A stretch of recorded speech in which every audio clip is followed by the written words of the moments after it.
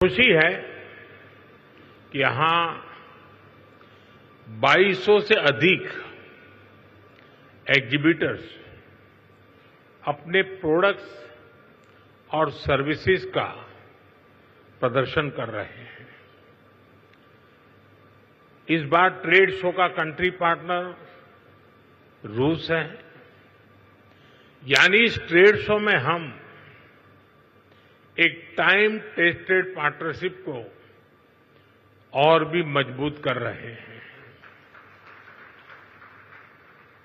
आज भारत 2047 तक विकसित होने के लक्ष्य की ओर आगे बढ़ रहा है।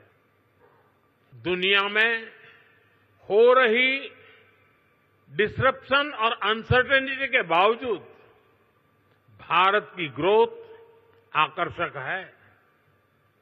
डिसरप्शन हमें भटकाते नहीं, लेकिन हम उस परिस्थिति में से नई डायरेक्शन खोजते हैं, नई डायरेक्शन का मौका ढूंढते हैं। इसलिए इन डिसरप्शन के बीच आज भारत आने वाले दशकों की नींव मजबूत कर रहा है और इसमें भी हमारा संकल्प है, हमारा मंत्र है आत्मनिर्भर भारत। दूसरों पर निर्भर होने से ज्यादा व्यवस्था कोई और हो ही नहीं सकती। बदलती हुई दुनिया में जो देश जितना ज्यादा दूसरों पर निर्भर रहेगा, उसकी ग्रोथ उतनी ही कॉम्प्रोमाइज रहने वाली है। और इसलिए भारत जैसे देश को किसी पर निर्भर रहना अब मंजूर नहीं है। इसलिए भारत को आत्मनिर्भर बनाना ही होगा। हर वो प्रोडक्ट जो हम भारत में बना सकते हैं, वो हमें भारत में ही बनाना है। आप सभी जानते हैं, आज सरकार मेक इन इंडिया पर, मैन्युफैक्चरिंग पर कितना बल दे रही है। हम चिप से शिप तक भारत में बनाना चाहते हैं और इसलिए आपकी ईज ऑफ डूइंग बिजनेस के लिए हम लगातार काम कर रहे हैं। सरकार ने 40,000 से ज्यादा कंप्लायंस खत्म किए हैं।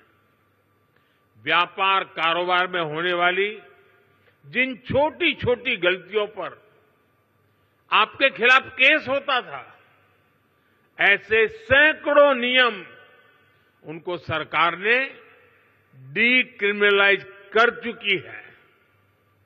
सरकार आपके साथ कंधे से कंधा मिलाकर चल रही है। पूरे भारत में जितने मोबाइल फोन बनते हैं, उसमें से लगभग 55% मोबाइल यहां उत्तर प्रदेश में बनते हैं। यूपी अब सेमीकंडक्टर सेक्टर में भी भारत की आत्मनिर्भरता को मजबूती देगा। यहां से कुछ किलोमीटर दूर ही एक बड़ी सेमीकंडक्टर फैसिलिटी पर काम शुरू होने वाला है। साथियों, एक और उदाहरण डिफेंस सेक्टर का है। हमारी सेनाएं स्वदेशी चाहती हैं, दूसरों पर निर्भरता को कम करना चाहती हैं। इसलिए भारत में ही हम एक वाइब्रेंट डिफेंस सेक्टर डेवलप कर रहे हैं। पुर्जे पुर्जे पर मेड इन इंडिया की छाप हो, हम ऐसा इकोसिस्टम बना रहे हैं और यूपी इसमें भी बड़ी भूमिका निभा रहा है। बहुत जल्द रूस के सहयोग से बनी फैक्ट्री से AK-203 राइफल का उत्पादन शुरू होने जा रहा है। यूपी में एक डिफेंस कॉरिडोर का भी निर्माण हो रहा है, जिसमें ब्रह्मोस मिसाइल समेत अनेक अस्त्र शस्त्र का निर्माण शुरू भी हो चुका है। अभी 3 दिन पहले ही नेक्स्ट जनरेशन जीएसटी रिफॉर्म्स लागू किए गए हैं। जीएसटी में हुए बदलाव भारत की ग्रोथ स्टोरी को नए पंख देने वाले स्ट्रक्चरल रिफॉर्म्स हैं। इन रिफॉर्म से जीएसटी रजिस्ट्रेशन आसान होगा, टैक्स डिस्प्यूट्स कम होंगे और एमएसएमईज को रिफंड भी तेजी से मिलेंगे। इससे हर सेक्टर को लाभ होगा। आप सभी ने जीएसटी से पहले और जीएसटी के बाद और अब तीसरा स्टेज है नेक्स्ट जनरेशन जीएसटी रिफॉर्म्स, यानी तीनों परिस्थितियों को अनुभव किया है। कितना बड़ा अंतर आया है, ये मैं कुछ उदाहरणों से आपके सभी के बीच रखना चाहूंगा। 2014 से पहले, यानी आपने मुझे काम दिया उसके पहले की बात कर रहा हूं। 2014 से पहले इतने सारे टैक्स थे, यानी एक प्रकार से टैक्स का जंजाल था, और उसके कारण बिजनेस की कॉस्ट और परिवार का बजट दोनों ही कभी भी संतुलित नहीं हो पाते थे। उसे कंट्रोल करना मुश्किल था। 1000 रुपये की शर्ट पर, ये 2014 के पहले की बात कर रहा हूं, आपके पास पुराना बिल पड़ा हो तो निकाल दीजिए। 2014 के पहले 1000 रुपये की शर्ट पर 170 रुपये टैक्स लगता था, 170 रुपीज। साल 2017 में जब हम जीएसटी लाए तो आने के बाद पहले जीएसटी में 117 से कम होकर के 50 हो गया, यानी 1000 के शर्ट पर पहले 117 था, 2017 में जब हम जीएसटी लाए तो 50 हो गया। और अब 22 सितंबर को लागू हुए रेट्स के बाद 1000 रुपये के उसी शर्ट पर सिर्फ 35 रुपये टैक्स के रूप में देने होंगे। साथियों, 2014 में toothpaste, shampoo, hair oil, shaving cream, इन सभी पर अगर कोई 100 रुपया खर्च करता था तो इन पर 31 रुपये टैक्स देना पड़ता था। 100 रुपये पर 31, यानी 100 रुपये का बिल 131 रुपये का बनता था। ये 2014 के पहले की बात कर रहा हूं मैं। 2017 में जीएसटी आया तो 100 रुपये का यही सामान 118 रुपये का हो गया, 131 से कम होकर के 118, यानी हर 100 रुपये के बिल पर 13 रुपये सीधे बच गए।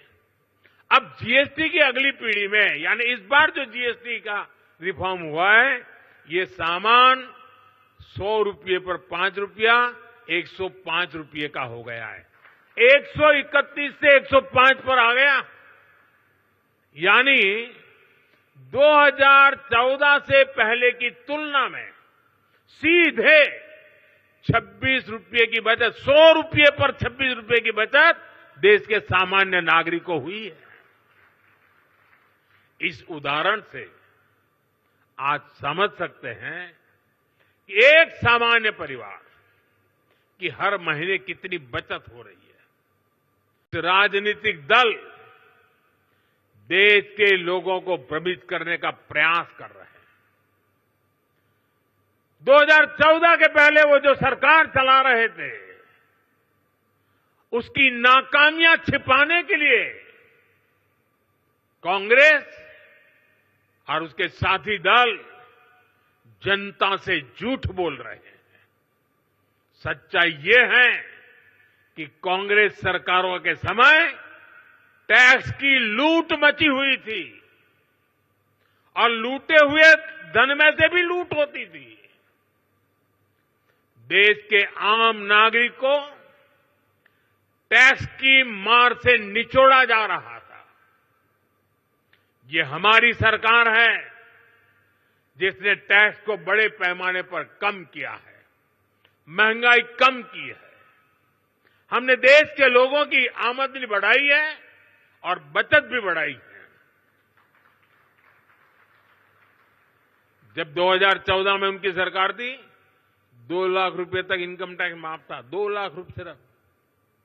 आज 12 लाख रुपए की इनकम को टैक्स फ्री करना और नए जीएसटी रिफॉर्म से ही इस साल देश के लोगों को 2.5 लाख करोड़ रुपए बचने जा रहे हैं।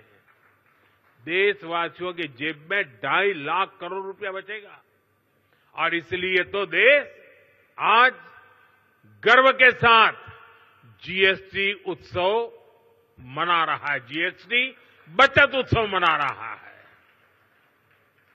और मैं आपको बताना चाहता हूं, हम यहीं नहीं रुकने वाले। 2017 में हम जीएसटी लाए, आर्थिक मजबूती का काम किया और 2025 में फिर से लाए, फिर आर्थिक मजबूती करेंगे और जैसे जैसे आर्थिक मजबूती होगी टैक्स का बोझ कम होता जाएगा।